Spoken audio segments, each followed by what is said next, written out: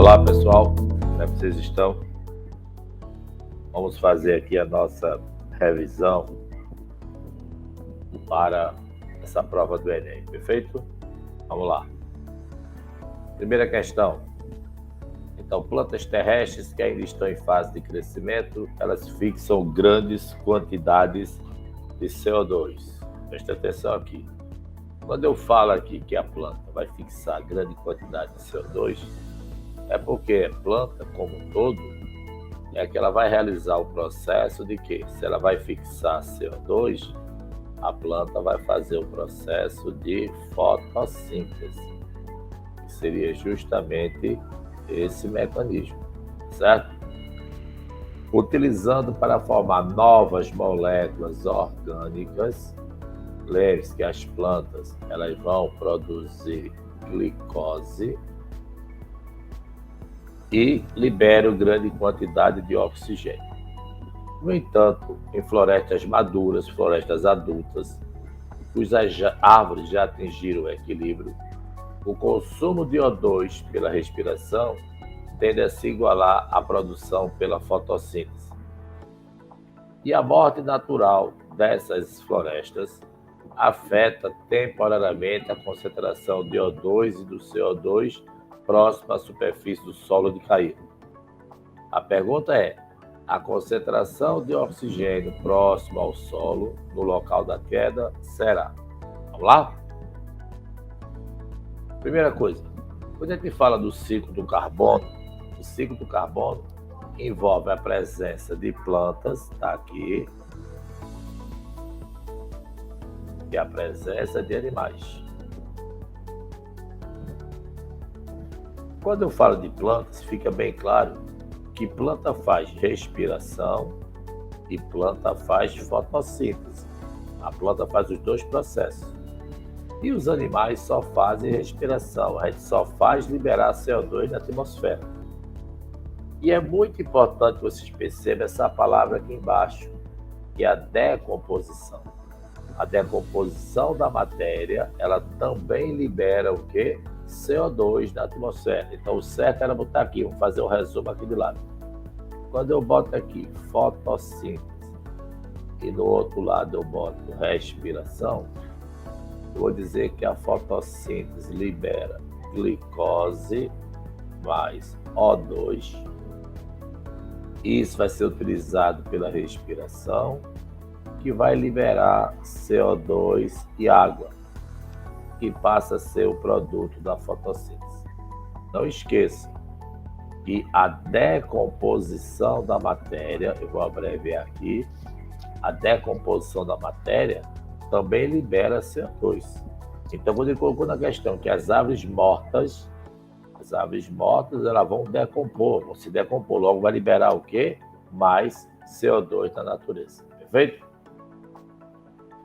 É muito importante que você não esqueça que as plantas elas funcionam como agregadores para fazer o sequestro de carbono. O que é sequestro? Ela vai prender carbono e vai liberar oxigênio através do processo de fotossíntese. Isso é um processo dinâmico e constante que as plantas realizam no seu dia a dia. Ok, queridos? Então, quando ele pergunta aqui, a concentração de oxigênio próximo ao solo, no local da queda do árvore, vai ser o quê? Vai diminuir o oxigênio e vai aumentar o CO2, por causa do processo de decomposição, tá certo? Se vai ter decomposição, vai ter consumo, tá certo? Desse processo. Então, a alternativa correta seria a letra A. Ele falou justamente isso.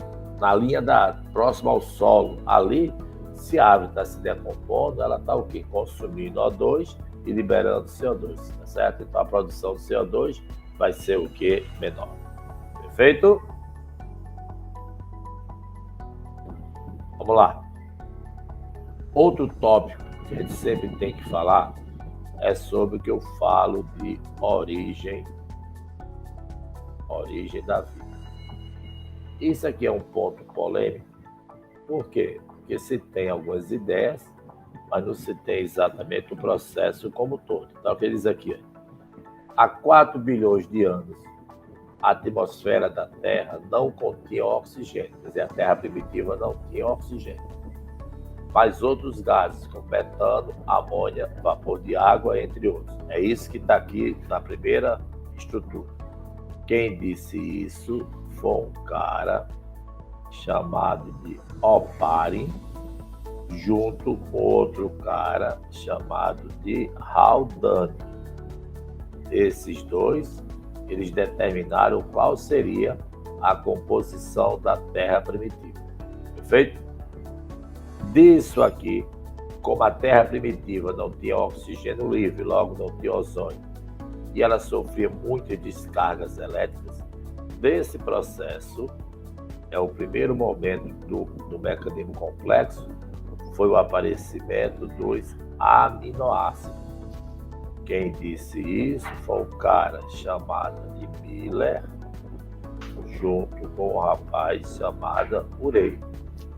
E a partir daqui, você teve a evolução, os mecanismos de transformação da vida, com o surgimento de organismos, tá certo? Até que você tenha o aparecimento do ser primitivo, que foi esse ser que surgiu lá atrás no mecanismo que é evolutivo. Então acompanhe comigo aqui. Esse processo que a gente está vendo é o que a gente vai chamar de evolução química, certo? A evolução química diz que o postulado da vida é resultante de um processo evolutivo químico, onde moléculas simples resultaram em moléculas mais complexas, que ao atingir a capacidade de autoduplicação, formaram o primeiro ser vivo. Lembrando que até hoje, em laboratório, essa formação desse primeiro ser vivo nunca foi conseguida, ok? Se tem o ritual, mas não se tem a certeza do processo, ok? Tudo que a gente fala está dentro dessa sequência aqui. Então, no primeiro momento, eu tenho a composição, deixa eu ajeitar isso aqui, a composição da Terra primitiva.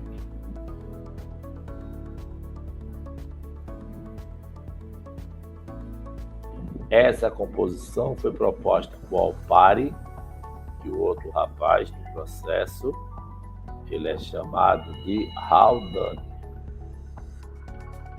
O que é que esses dois cientistas determinaram?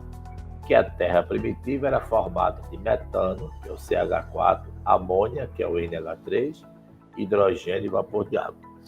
Eles não explicavam de onde isso vinha, feito? Não se tinha certeza de onde isso vinha. Mas ele disse que para ter vida teria que ter esses componentes mínimos. Como a Terra primitiva não tinha o ozônio, porque não tinha oxigênio livre, a Terra primitiva sofria muitas radiações ultravioletas e muitas descargas elétricas. Isso, afetando a Terra primitiva, esses compostos produziram aminoácidos. Lembre-se que aminoácido é a base de tudo. Por que aminoácido é a base de tudo? Porque a partir dos aminoácidos vão formar as proteínas. E formando as proteínas, a gente vai ter o quê? O aparecimento do primeiro composto orgânico importante, que é para dar origem aos coacervados. Tá certo? Quem disse isso foi um rapaz chamado Fox. Então, Oparin, Miller e Fox. É uma sequência que você tem do processo evolutivo. Os coacervados são os precursores de proteínas, são os primeiros aglomerados de aminoácidos que a gente tem. E isso é importantíssimo, viu? Tem que ter essa sequência afiada nas questões que a gente vai falar de quê? De origem da vida. Outra coisa, do mesmo modo que a Terra primitiva, tá certo? Precisava evoluir, ela também precisava de reações químicas. Então, vamos aqui, ó. Os primeiros seres vivos eram seres heterotróficos, simples. Deixa eu botar aqui, heterotróficos muito simples. E a primeira reação química do planeta Terra tem que ter sido fermentação. Por que fermentação? Porque o primeiro ser era muito simples, não tinha organela. E fermentação é o processo do hialoplasma. E por que fermentação alcoólica? Pronto, olha aqui. Então, o que é que esse ser primitivo fermentou? Metano, amônia, hidrogênio e vapor de água. Nas condições da Terra primitiva, essa reação química libera CO2. Colocou CO2 na atmosfera. Se tem CO2, permitiu o aparecimento da fotossíntese.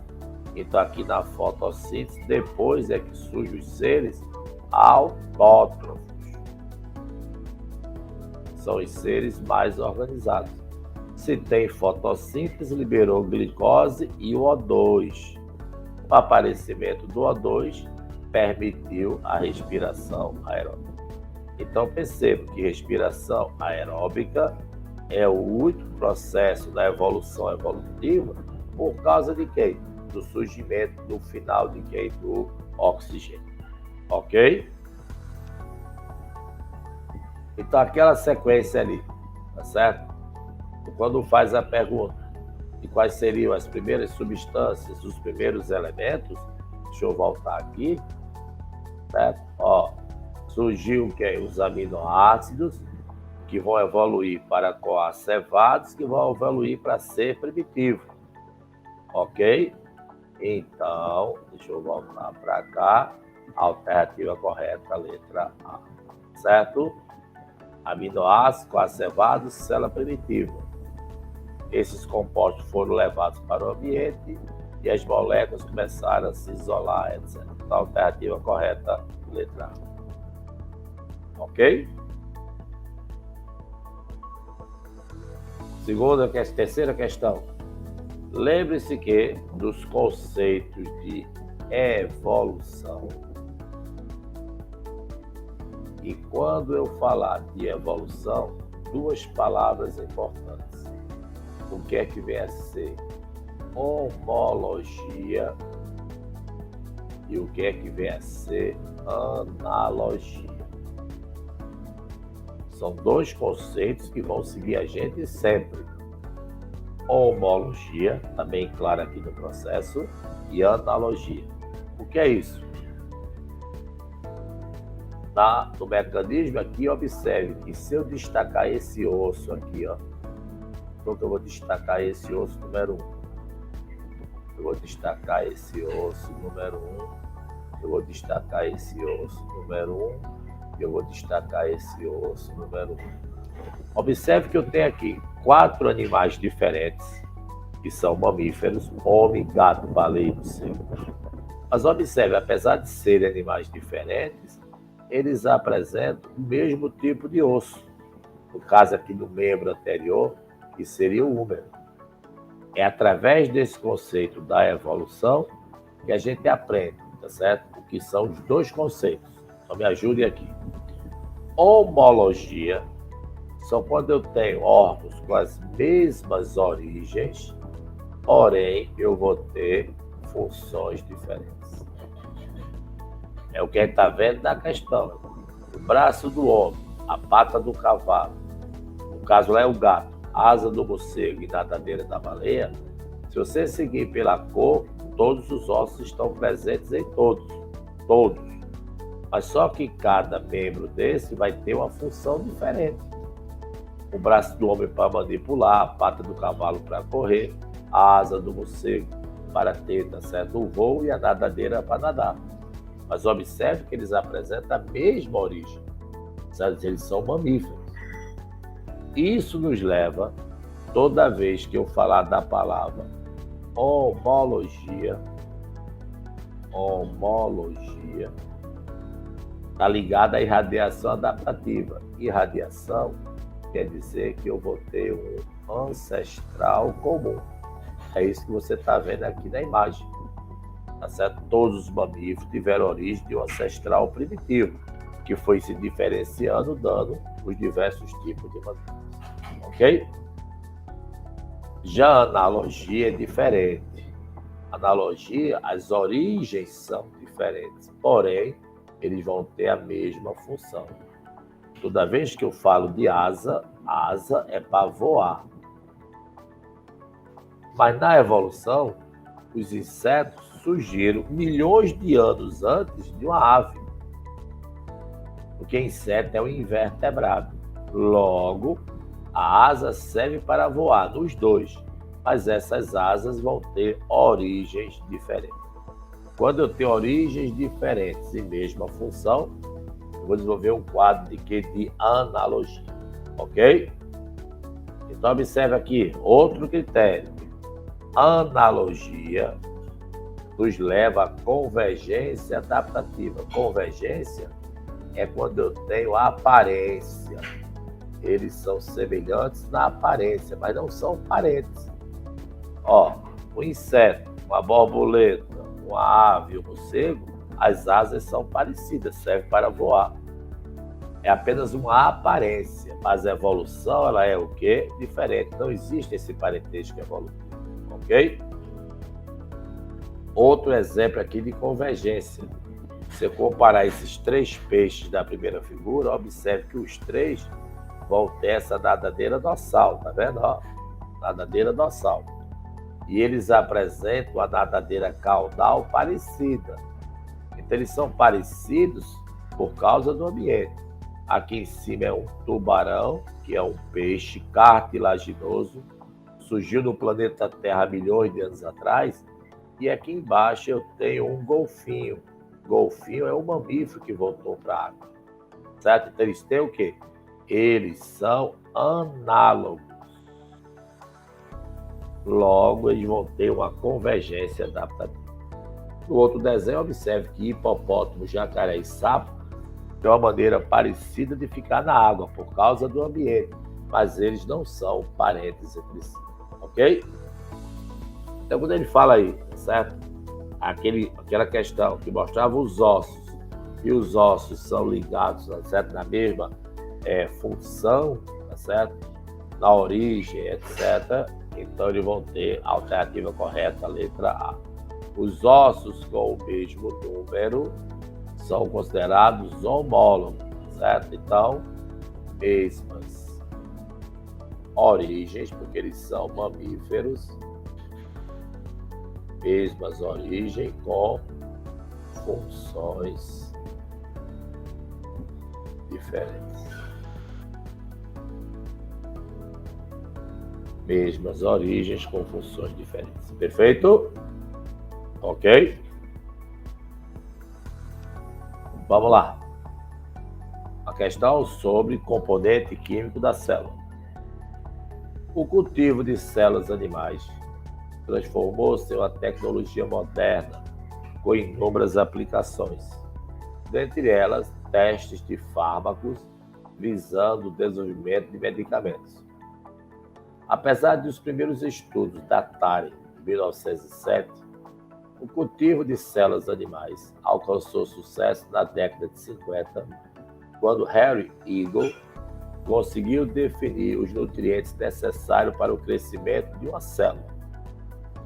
Então, observe que, desses componentes que eu cito aqui, basicamente nós somos formados por água, aproximadamente 70% do nosso corpo é formado por água. Claro que vai depender da idade, vai depender da fase de vida e assim por diante. Fonte de carbono aqui seria a molécula de glicose. E a gente sabe que a glicose é a nossa estrutura energética. Ok? Elementos inorgânicos aqui eu vou ter os sais minerais. Aminoácidos vão dar origem às proteínas. Não esquece, proteínas são substâncias basicamente estruturais.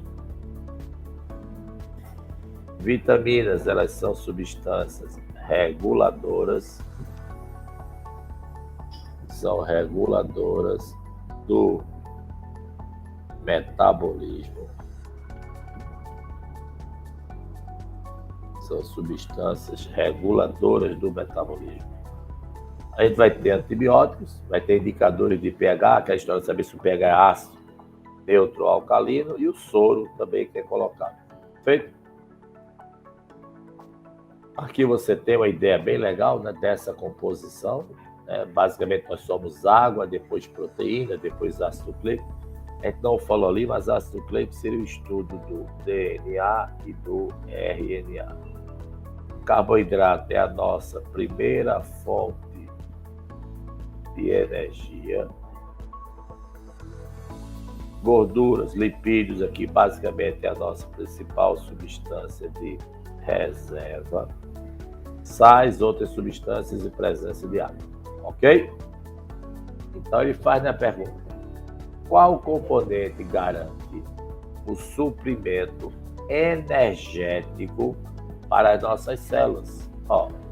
Quem vai dar o nosso suprimento energético seria basicamente o que? A molécula de glicose. Certo? A glicose, que é o C6H12O6. Então, essa molécula de glicose é a nossa principal fonte de energia. Então, a alternativa correta seria a letra C. Perfeito? É assim que a gente tem que trabalhar quando estuda esses mecanismos. Outra coisa, uma questão clássica de aparecer em prova é justamente quando a gente trabalha com o estudo da divisão celular. Feito? A divisão celular está mostrada aí em todas as suas etapas. E essa divisão celular, lembre-se dos seus estudos, seria prófase, metáfase, anáfase e telófase. Olha aqui, não tem como errar. Prófase, os cromossomos estão desorganizados no meio, certo? Os cromossomos estão desorganizados no centro da célula.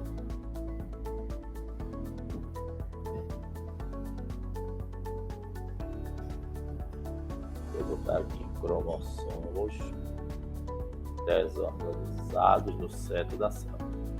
Já na metáfora, você já vê aqui, os cromossomos estão presos. Vou fazer uma linha imaginária aqui, Os cromossomos estão presos no centro da célula.